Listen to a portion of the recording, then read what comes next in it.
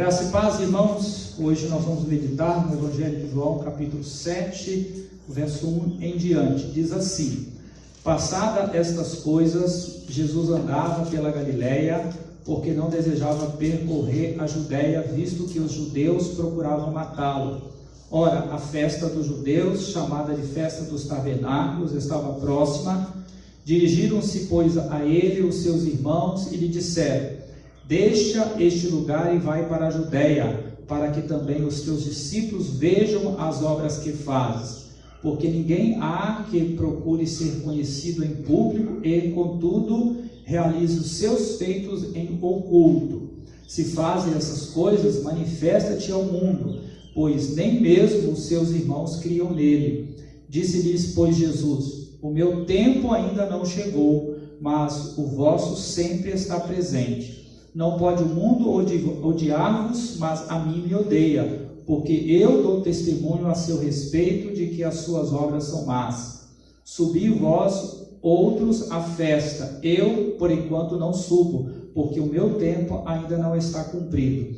Disse-lhes Jesus estas coisas e continuou na Galileia. Mas depois que seus irmãos subiram para a festa, então subiu ele também, não publicamente, mas em oculto.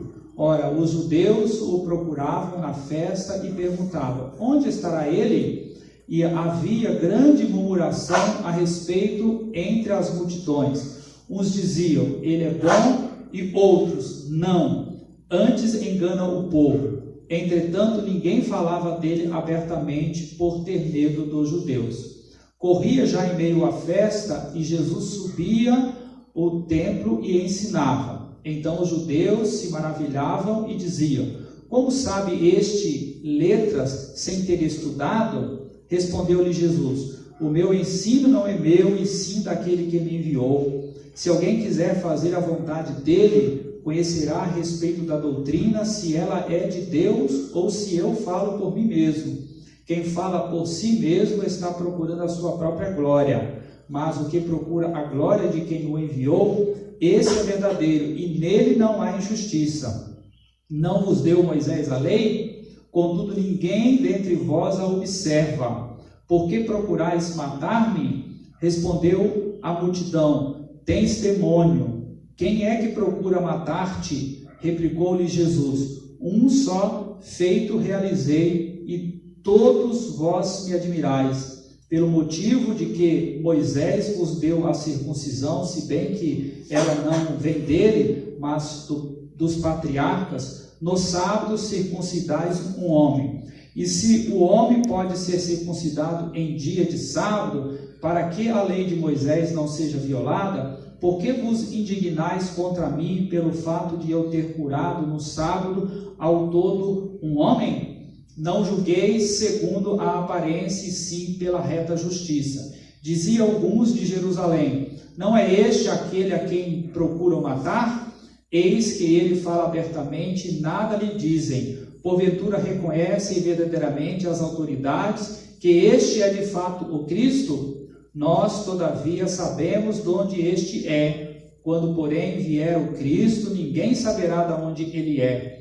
Jesus, pois, enquanto ensinava no templo, clamou, dizendo: Vós não somente me conheceis, mas também sabeis de onde eu sou. E não vim porque eu de mim mesmo o quisesse, mas aquele que me enviou é verdadeiro, aquele a quem vós não conheceis. Eu o conheço porque venho da parte dele e fui por ele enviado. Então procuravam prendê-lo, mas ninguém lhe pôs a mão, porque ainda não era chegada a sua hora. E contudo, muitos dentre a multidão creram nele e diziam: Quando vier o Cristo, fará, porventura, maiores sinais do que este homem tem feito? Os fariseus, ouvindo a multidão murmurar estas coisas a respeito dele, juntamente com os principais sacerdotes, enviaram guardas para o prender. Disse-lhes Jesus: Ainda por um pouco de tempo estou convosco, e depois irei para junto daquele que me enviou. Haveis de procurar-me e não me achareis. Também aonde eu estou, vós não podeis ir. Disseram, pois, os judeus uns aos outros: Para onde irá este que não o possamos achar? Irá porventura para a dispersão entre os gregos com o fim de os ensinar? Que significa de fato o que ele diz: a vez de procurar-me e não me achareis, também aonde eu estou vós não podeis ir? No último dia, o grande dia da festa, levantou-se Jesus e exclamou: se alguém tem sede, venha a mim e beba. Quem crer em mim, como diz as Escrituras, do seu interior fluirão rios de água viva. E isto ele disse com respeito ao Espírito que havia de receber os que nele crescem, pois o Espírito até aquele momento não fora dado, porque Jesus não havia sido ainda glorificado. Então os que dentre o povo tinham ouvido essas palavras diziam: este é verdadeiramente o profeta. Outros diziam: ele é o Cristo. Outros, porém, perguntavam: porventura o Cristo virá da Galileia? Não diz a Escritura que o Cristo vem da descendência de Davi e da aldeia de Belém, de onde era Davi?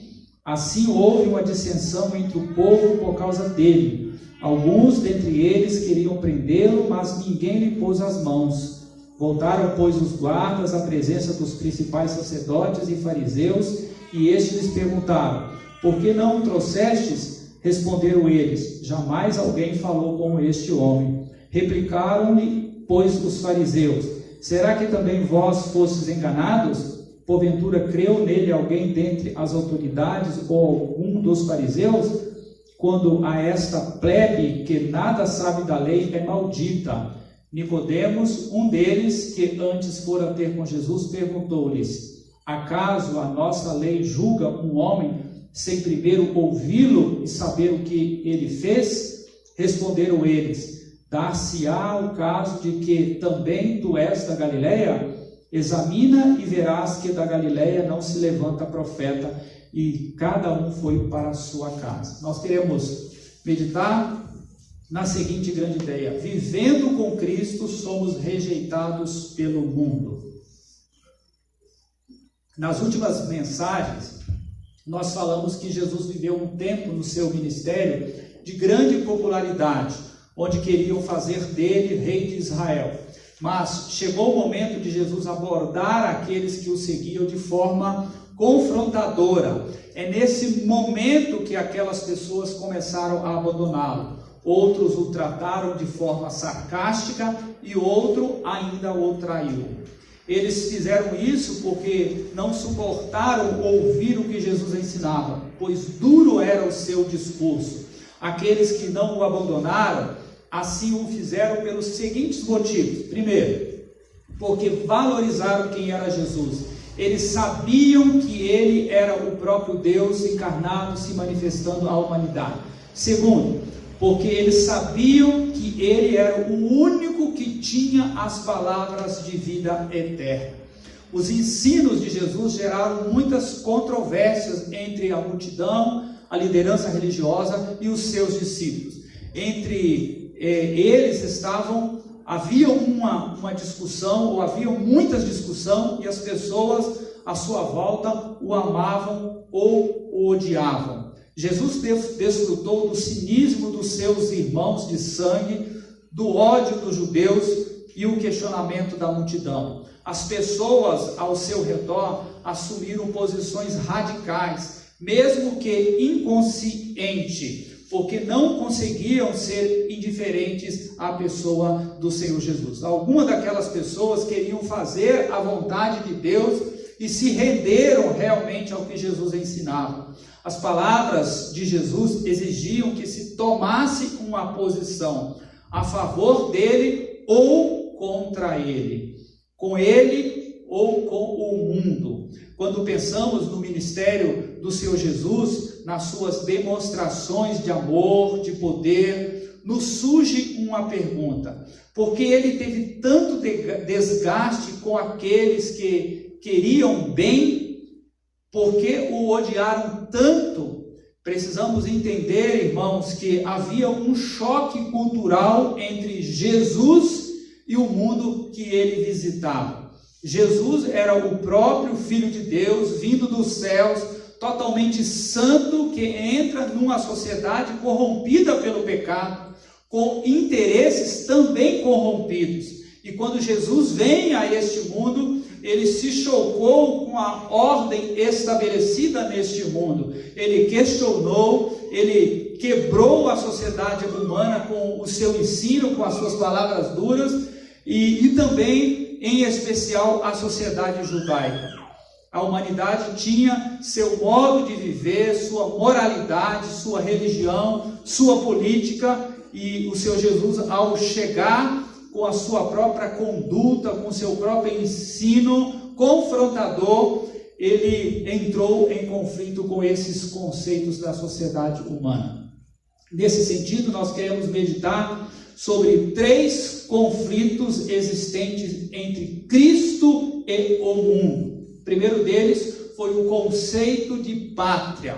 Era-se de se esperar que houvesse mesmo esse choque entre o mundo e a pessoa de Jesus. E é muito importante que tomarmos consciência das diferenças que havia entre o mundo em que Jesus chegou, o nosso mundo, essa terra, esse planeta, e o mundo da onde ele veio, o mundo do reino dos céus, para o qual fomos chamados para sermos cidadãos, a pátria celestial. Jesus afirmou várias vezes que a sua procedência não era deste mundo.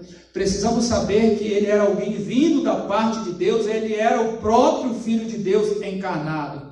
O povo lá de Jerusalém nada sabia acerca de Jesus antes da sua vinda. Talvez até soubesse algo sobre Deus, o Pai, mas não sobre Jesus, o Filho. Cada vez que ele falava que havia sido enviado pelo Pai, lhes causava estranheza.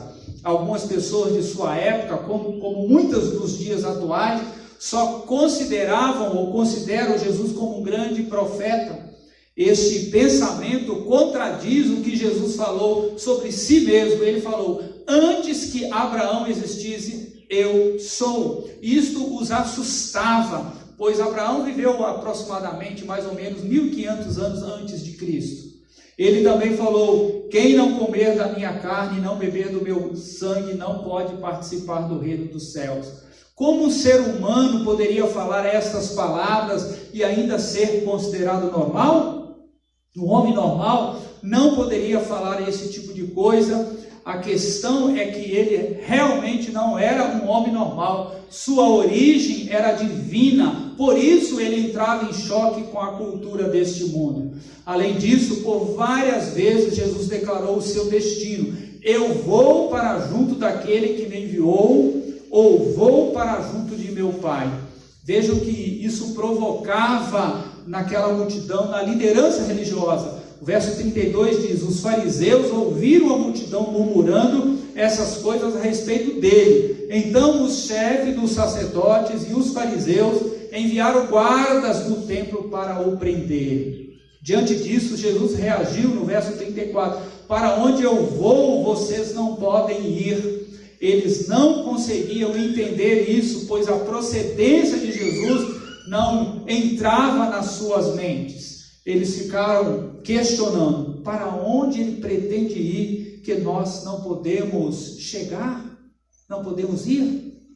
As referências de Jesus, de onde ele vinha e para onde ele ia, eram completamente estranhas aos seus ouvintes. Eles não captavam, eles ficavam chocados com as suas informações, com seus ensinos. Não somente a origem e o destino de Jesus eram estranhos a eles, mas também podemos perceber que o ensino dele era absolutamente diferente do que as pessoas estavam acostumadas a ouvirem. Um rabino poderia fazer citações de outro rabino. Um profeta até poderia falar: assim diz o Senhor, mas ir além disso, jamais. Jesus citava Moisés, que era idolatrado entre os judeus. Moisés, ouviste o que Moisés vos disse, e acrescentava: eu, porém, vos digo. Jesus não estava contradizendo Moisés, muito pelo contrário. Na condição de cumpridor do que os profetas afirmaram acerca deles, como o Messias, Jesus queria esclarecer o povo sem desautorizar os profetas. Ele estava deixando mais claro o que os profetas falaram, tendo em vista a má interpretação que muitas vezes eles davam da lei de Moisés. Então o mundo dos dias de Jesus se chocava com ele, pois ele tinha outra origem, outro local de destino, e o seu ensino era diferenciado. Ele até era reconhecido pelo povo como aquele que ensinava com autoridade. Jesus queria que eles entendessem que os que creem nele passam a ter lugar cativo na pátria celestial, de onde ele é, de onde ele veio. Paulo escreveu sobre isso à igreja de Filipos, dizendo: pois a nossa pátria está nos céus, de onde também aguardamos o Salvador, o Senhor Jesus Cristo. Estamos falando sobre 3 conflitos existentes entre Cristo e o mundo. Segundo, o conceito de tempo. No verso 6 até o verso 9, nós vemos a diferença entre a preocupação dos irmãos de Jesus e a dele, do próprio Senhor Jesus. Eles achavam que Jesus deveria ir para Jerusalém para manifestar lá suas obras, pois ali iria acontecer uma festa, e na visão dos irmãos, ele poderia causar grande impacto com as suas palavras e os seus ensinos, os seus milagres, as suas obras. Na verdade, irmãos, os irmãos de Jesus não estavam interessados em que ele impactasse a sociedade. Eles queriam ironizar o que Jesus fazia, porque não aceitavam as motivações que ele afirmava ter. Nós muito bem sabemos que só depois da ressurreição foram que os irmãos de Jesus verdadeiramente se converteram. Então, considerando o verso de número 8, percebemos os motivos de Jesus para não ir a Jerusalém. Vão vocês à festa, eu ainda não subirei a esta festa, porque para mim ainda não chegou o tempo apropriado. A palavra ainda, nessa resposta de Jesus, demonstra que ainda não era o tempo apropriado para ele. Os seus irmãos e outros poderiam até achar que era o tempo apropriado, porque em termos cronológicos, esta festa era sim uma grande oportunidade. Para eles, a referência de tempo era o relógio, o cronos, mas o que diferenciava Jesus era a sua maneira de viver, é que não era o relógio que o regia, mas o tempo kairos, o tempo de Deus. Jesus sabia que deveria ir sim àquela festa, como de fato mais tarde ele foi, e o texto diz até de forma oculta. Mas também sabia que não era tempo da manifestação das suas obras. Jesus não estava preocupado com o calendário. Jesus reage semelhante em relação ao dia de sábado. Os judeus quiseram prendê-lo porque ele fez um milagre no sábado. A resposta de Jesus foi: o meu Pai trabalha até agora e eu trabalho também. Para Jesus, se aquele momento era uma oportunidade de manifestar a glória de Deus, ele continuaria fazendo o que veio para fazer. As autoridades judaicas tentaram prendê-lo e não puderam fazer. Vejam o porquê no verso de número 30. Então tentaram prendê-lo, mas ninguém lhe pôs as mãos, porque a sua hora ainda não havia sido chegada. Por que ainda não era a sua hora? O conceito de hora nesse texto não é o mesmo que a hora do relógio ou o tempo do calendário. A hora que equivalia ao tempo oportuno para acontecer as coisas. Jesus era alguém que se dirigia por oportunidades para manifestar a glória de Deus. Paulo até exorta os efésios sobre viverem aproveitando o tempo ou as oportunidades.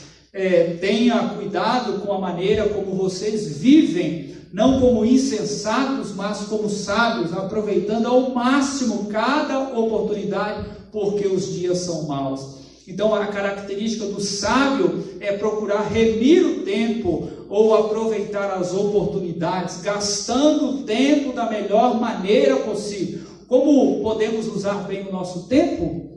Paulo continua dizendo, no verso 17, lá de Efésios 5, portanto, não sejam insensatos, mas procurem compreender qual é a vontade do Senhor. Então precisamos aproveitar cada oportunidade que temos para conhecermos o que Deus quer de nós e para o obedecermos em todo o tempo. O que estabelece a qualidade de tempo não é o que eu consigo produzir, mas é a capacidade de usar o meu tempo como uma oportunidade de conhecer melhor e até mais a pessoa de Deus, a sua palavra, a sua vontade e de viver baseado nesse fundamento. Jesus não se dirigia pelos minutos que corriam no relógio, mas aproveitava as oportunidades de viver diante do Pai, obedecendo às suas palavras. Você pode ter 10, 20, 30, 40, 50 anos, ou até mais, mas o tempo que conta para Deus é o que você vive desfrutando da presença dele. Por isso, Jesus se diferenciava das pessoas e do mundo da sua época. Sua visão envolvia gastar a sua vida fazendo a vontade do Pai Celestial. Estamos falando sobre 3 conflitos existentes entre Cristo e o mundo. O terceiro e último é o conceito de retidão. O mundo odiou Jesus e ainda o odeia.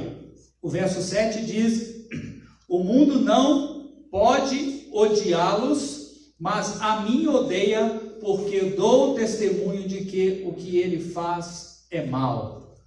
Jesus condenava as escolhas do mundo, a forma como as pessoas viviam, os conceitos que elas tinham. Então a palavra mundo foi usada em várias ocasiões através das Escrituras, algumas das vezes com um sentido bem diferente. A palavra grega usada nesse texto é cosmos. Inicialmente significava um ornamento, é daí que vem a palavra cosmético, mas há um outro uso para esta palavra. João 3,16, por exemplo, um texto conhecido de todos nós, diz que Deus amou o mundo de tal maneira que deu seu Filho para que todo aquele que nele crê não pereça, mas tenha vida eterna. Mundo, neste caso, não se refere ao universo criado, mas sim a todas as pessoas que habitam a terra. Veja mais um uso da mesma palavra grega.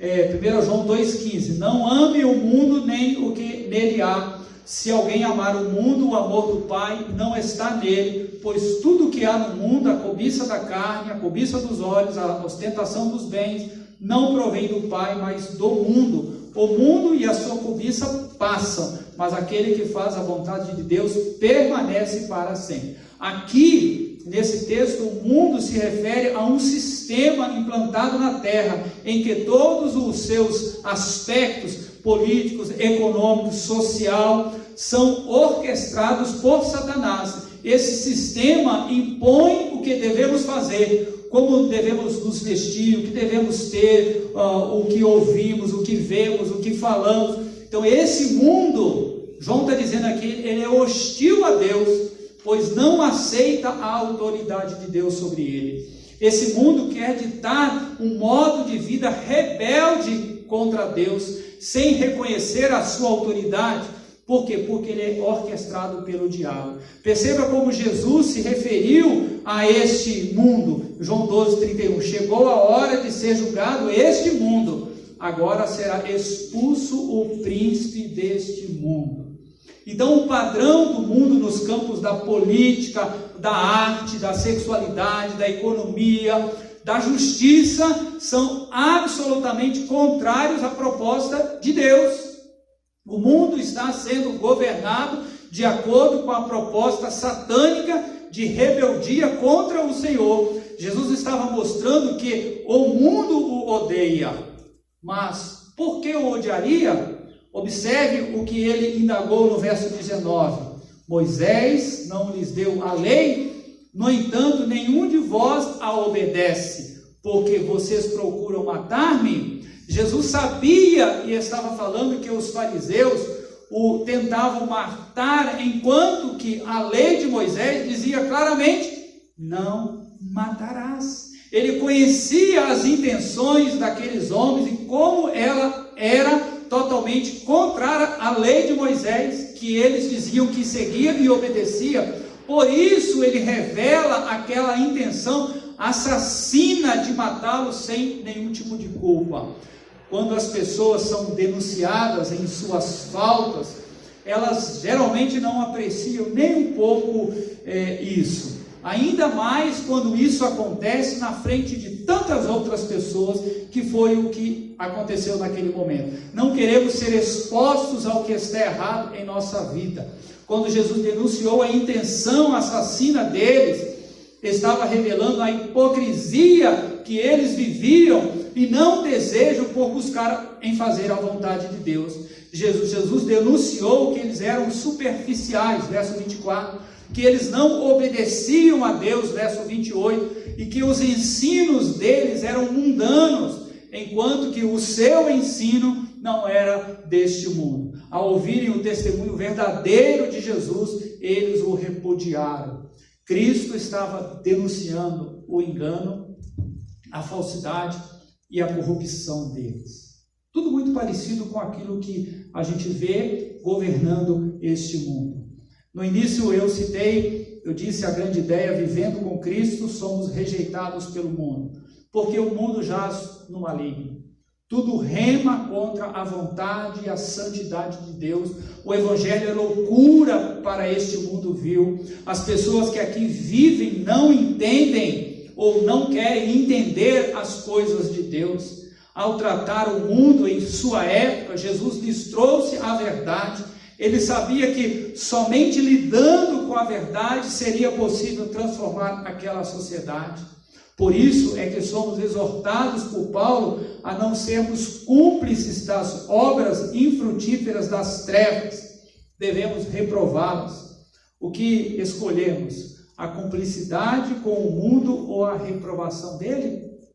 Jesus se chocou com aquela cultura. Seu estilo e modo de vida deve ser considerado por nós para vivermos em relação ao mundo do mesmo modo como ele viveu. É possível fazermos um acordo de paz com este mundo. É possível. Em que não mexamos com ele. É possível. Se não revelamos as suas obras, é possível. Mas ao amarmos o mundo, preservando essas relações, estaremos comprometendo a nossa relação com o nosso Deus. O que é mais importante para você, meu querido irmão? Servir a Deus ou estar em harmonia, associação com este mundo? Qual será a sua escolha, meu irmão? Que Deus ilumine a sua mente para que você escolha agradar a Deus, aproveitando as oportunidades, porque este mundo é mau. Que Deus, em Cristo Jesus, vos abençoe como cidadãos da pátria celestial. Amém.